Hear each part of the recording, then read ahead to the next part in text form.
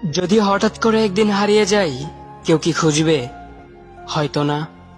যদি আমার আইডি থেকে ভিডিও পোস্ট করা না হয়, কেউ কি মিস করবে? হয়তো না।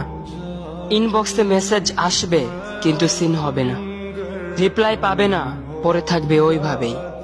কেউ কেউ হয়তো অপেক্ষায় থাকবে, এই বুঝে আসলো অনলাইনে।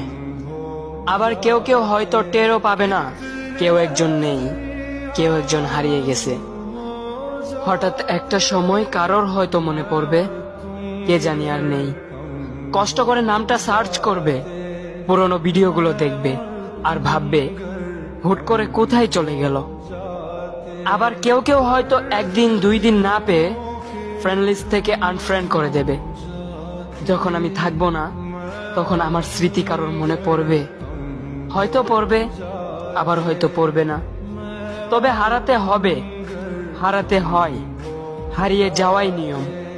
পার্থক্য একটাই, কেউ আয়োজন করে হারায় আর কেউ হুট করে হারায়। আমি না হয় হুট করে হারিয়ে যাব। যদি হঠাৎ করে একদিন হারিয়ে যাই, কেউ কি খুঁজবে? হয়তো না।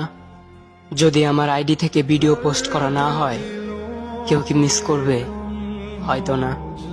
ইনবক্সে মেসেজ আসবে কিন্তু সিন হবে না, রিপ্লাই পাবে না, পরে থাকবে ওইভাবেই। কেউ কেউ হয়তো অপেক্ষায় থাকবে, এই বুঝে আসলো অনলাইনে। আবার কেউ কেউ হয়তো টেরও পাবে না, কেউ একজন নেই, কেউ একজন হারিয়ে গেছে। হঠাৎ একটা সময় কারোর হয়তো মনে পড়বে, কে জানি আর নেই। কষ্ট করে নামটা সার্চ করবে, পুরনো ভিডিওগুলো দেখবে আর ভাববে হুট করে কোথায় চলে গেল।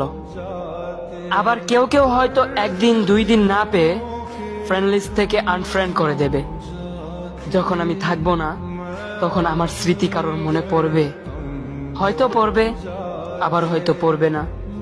তবে হারাতে হবে, হারাতে হয়, হারিয়ে যাওয়াই নিয়ম।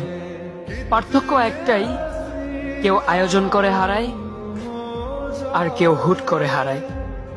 আমি না হয় হুট করেই হারিয়ে যাব।